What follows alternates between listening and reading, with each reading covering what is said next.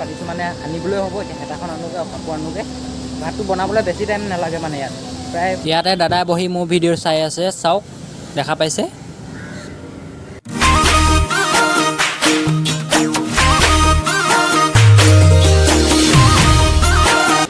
যদি 4-5 কাপ চাউল বনাবলৈ হয় মিনিমাম 1 ঘণ্টা ওচৰা-ওচৰি লাগে ইয়াত ভাত বনাবলৈ। ইয়াত চাউলটো অলপ বেলেগ টাইপৰ, মানে আমাৰ অসমৰ লেখীয়া ক'ৰপাতি এনেকুৱা চাউল নহয়। চাওক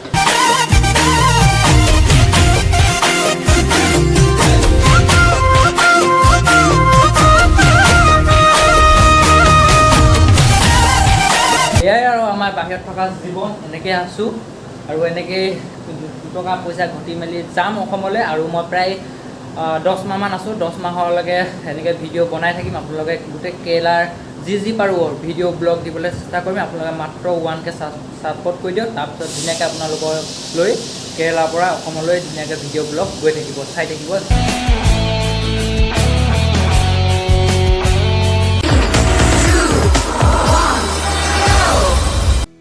নমস্কাৰ, নতুন এটা ব্লগলৈ স্বাগতম জনাইছোঁ।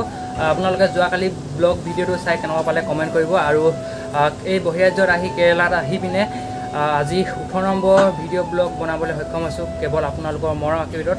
আৰু আজি আপোনালোকে নিশ্চয় থাম্বনেইলখন চাই গমেই পাইছে আমি কেনেকৈ খাওঁ, কি ধৰণে আমি খানা চানা খাওঁ, কি ধৰণে থাকোঁ, কেনেকুৱা ধৰণৰ কাম কৰোঁ, সবিশেষ গোটেইখিনি আজি জনাই দিম। আপোনালোকে ভিডিঅ'টো শেষলৈকে স্কিপ নকৰাকৈ চাই থাকক। আৰু মোৰ পিছপিনে দেখা পাইছে এইটো হৈছে ভাত বনোৱা কিটচেন ৰুম হয়। আপোনালোকক অলপ দেখুৱাই দিম।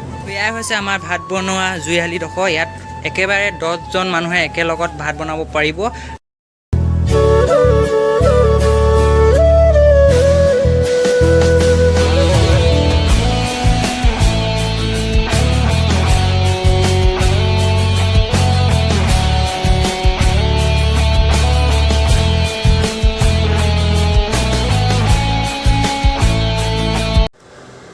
প্ৰথমতে ভাতটো বহাই দিছোঁ, ধুনীয়াকৈ জুই ধামাকা লগাই দিছোঁ। এতিয়া ভাত হৈ যাব।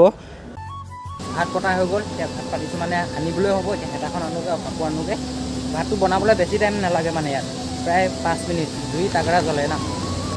ভাত বনাবৰ কাৰণে খৰি বহুত আনি থোৱা থাকে, ভাত চিন্তা নাই বনাবৰ কাৰণে। জুই গা ধৰা যিমানটো টাইম হৈ গৈছিলে এতিয়া আহি আছোঁ, ভাত উতলি আছে। আপোনালোকক ডাইৰেক্ট পুৰুষ দেখুৱাম, চাই থাকক। 6 মিনিটমান হৈছিলে, ভাত উতলিলেই। এয়া চাওক, দেখা পাইছে পূৰা উতলিছে। অলপ পিছতে হ'ব। এতিয়া ইয়াতে দাদাই বহি মোৰ ভিডিঅ' চাই আছে, চাওক দেখা পাইছে।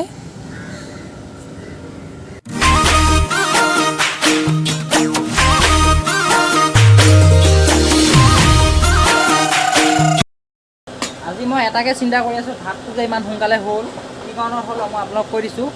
আচলতে মই এতিয়া চাউল এইটো ইয়াত 2.5 কাপ চাউল দিছোঁ, সেইকাৰণে টাইম লাগিছে এতিয়া 15 মিনিট। আৰু জুইটো পূৰা তাগৰাকৈ দি দিছোঁ।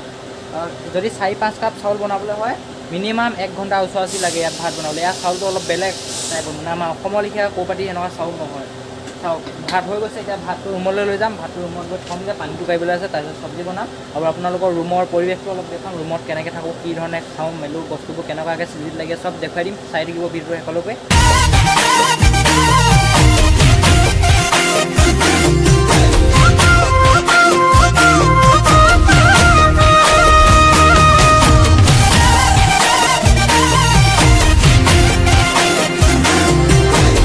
পানী কৰা হৈ গ'ল। আৰু ইয়াত চাওক আমাৰ লোকেল কুকুৰা, চাওক লোকেল কুকুৰা আছে 6-7টামান কুকুৰা আছে। পূৰা চাইজটো হ'ব 1.5 কেজি 2 কেজি চাইজৰ হ'ব। আৰু এয়াই হৈছে মই থকা ৰুমটো। ইয়াতে ধুনীয়াকৈ খাই বৈ ইয়াতে কাম চাম কৰি ধুনীয়াকৈ ৰাতিয়ে দিনে ইয়াতে থাকোঁ। আৰু এইটোৱে আমাৰ ৰুমটো। ওপৰতো শ্বট দিয়া হয়। আচলতে বাহিৰত আমাৰ বহুত ৰুম আছিলে, কিন্তু আপোনালোকে কমেণ্ট কৰিব পাৰে যে ৰুমটো ইমান লেতেৰা পেতেৰা বা বিচনাখন এনেকৈ থাকা নেকি। এইটো কথা নহয়, আচলতে ওপৰটো পকা শ্বট হয়, মানে ঠাণ্ডা হয় জেগাটো, শোৱাটো ইমান আমাৰ কষ্ট নহয়। কিন্তু য'ত নেকি বাহিৰত থাকিবলৈ মানে বহুত ৰুম আছে, কিন্তু তাত অলপ প্ৰব্লেম হৈ যায়। বৰষুণ দিলে মানে টিঙৰ আৱাজবিলাক আহে, আৰু মানে ডাঙৰ মেচিনবিলাক মানে সেইবিলাক চব আৱাজবিলাক আহে মানে। এইটোৱে আমাৰ ৰুম, ইয়াতে মই থাকোঁ। আজি ইয়ালৈ অহা মোৰ প্ৰায় 5 মাহ হৈ গৈছে। 5 মাহত ধুনীয়াকৈ আছোঁ আৰু একো প্ৰব্লেম হোৱা নাই। ধুনীয়াকৈ খাইছোঁ বৈছোঁ, ধুনীয়াকৈ ঘৰখন চলাইছোঁ, নিজেও আছোঁ ধুনীয়াকৈ। আৰু আপোনালোকেও ইমান মৰম দিছে ভিডিঅ'খিনিত। ভিডিঅ' আজি প্ৰায় ভিডিঅ' ব্লগ বনোৱা হৈছে। আজি প্ৰায় 18 নম্বৰ আজি ভিডিঅ' ব্লগ হ'ব। আৰু 18 নম্বৰ ভিডিঅ' আপলোড কৰিম। আৰু আপোনালোকে চাই আছে, আপলোড কৰা নহয়, আপোনালোকে চাই আছে। ইমান ধুনীয়াকৈ মৰম দিছে, বহুত বহুত ধন্যবাদ বুলি কৈছোঁ। আৰু 400 ছাবস্ক্ৰাইব আপোনালোকে কমপ্লিট কৰিলে, 400জন মানুহ মোৰ ইউটিউব ফেমিলি হৈ গ'ল। যাতে আৰু অতি সোনকালে এনেকৈ 2-এটাকৈ ছাবস্ক্ৰাইব কৰি অতি সোনকালে 1K ছাবস্ক্ৰাইব কৰি দিয়ক। বহুত বেছি ভাল পাম, তেতিয়া ধামাকা ব্লগ দিবলৈ চেষ্টা কৰিম। আচলতে মই এইকেইদিন সময় পোৱা নাই, বিশেষকৈ কাম চলি আছে, নাইট শ্বিফ্ট ডিউটি হৈ আছে। আপোনালোকক যোৱাকালি ব্লগতো কৈছিলোঁ যে নাইট শ্বিফ্টত ডিউটি থাকিলে ডে শ্বিফ্টত মানে ভিডিঅ' বনাবলৈ অলপ বেয়া, মানে আচলতে নিজে কষ্ট পাওঁ আৰু শুব লাগে ন, নহ'লে যদি অকল ভিডিঅ' বনাই মেলি যাওঁ মানে দিনটো টাইমটো গুচি যায়। সেনেকৈ আকৌ ৰাতি টোপনীয়া ডিউটি কৰি থাকিব লাগে, সেনেকৈ অলপ দিগদাৰ হৈ যায়।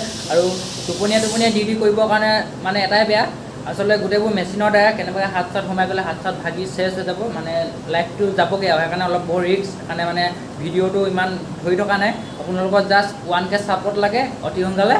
আপোনালোকে ছাপোৰ্ট কৰি দিয়ক আৰু ছাবস্ক্ৰাইবটো কৰি দিয়ক। কমেণ্ট পাৰে, যিমান পাৰে কমেণ্টবিলাক কৰক, আচলতে ভাল ভাল ব্লগ দিবৰ কাৰণে।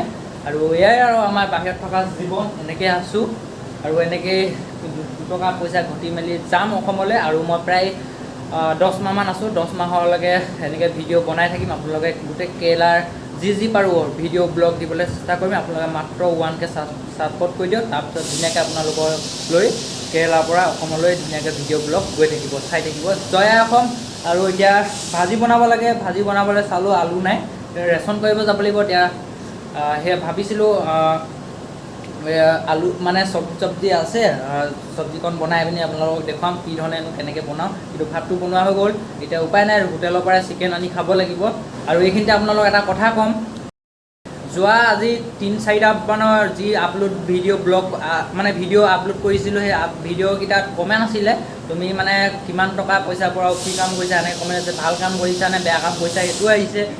মিনিমাম মই ক'বলৈ গ'লে এতিয়া 27-28 হাজাৰ টকা ভাল কাম চলিলে 28-30 হাজাৰ টকা দৰমহা হৈ যায়, মই কৈ দিছোঁ।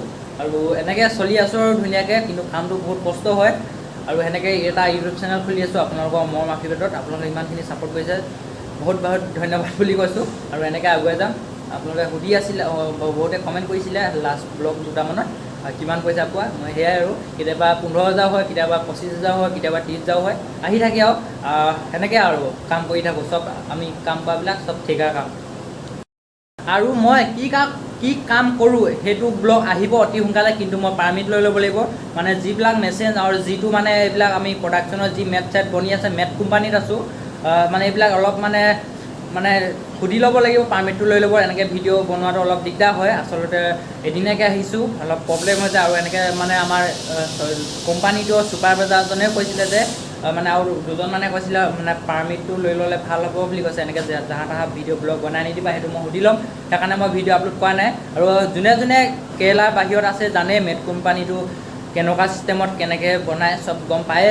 যোনে বাহিৰত আছে জানে, কিন্তু মই কেৱল যোনবিলাকে অসমৰ পৰা বাহিৰত কাম কৰিব আহে, কি কাম কৰে, কেনেকৈ খায়, সেইটো দেখুৱাবলৈ নেক্সট ব্লগ আহি আছে, আপোনালোকে চাই থাকিব ধুনীয়াকৈ। আৰু বহুতো আৰু কোম্পানী আছে, গোটেই কেৰেলাৰ মানে বহিৰাজ্যখনত বহুত কোম্পানী আছে। আপোনালোকে, মই নিজেই কোম্পানী বিচাৰি ভিডিঅ' বনাই মই নিজে পাগল হৈ যাম। ইমানেই কোম্পানী আছে, বিভিন্ন ধৰণৰ কোম্পানী আছে। মাত্ৰ আপোনালোকক যদি দেখুৱাবলৈ পাৰোঁ, আপোনালোকৰ মৰম ছাপোৰ্ট লাগে, অতি সোনকালে মৰম ছাপোৰ্ট কৰক বুলি আশীৰ্বাদ বিচাৰিছোঁ। এয়াই আছিল আজিৰ ব্লগটো।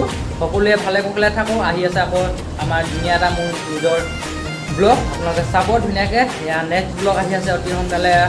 আপোনালোকক বাছত ৰাইড আহি আছে, বাছত ৰাইড কৰিম বুলি ভাবিছোঁ।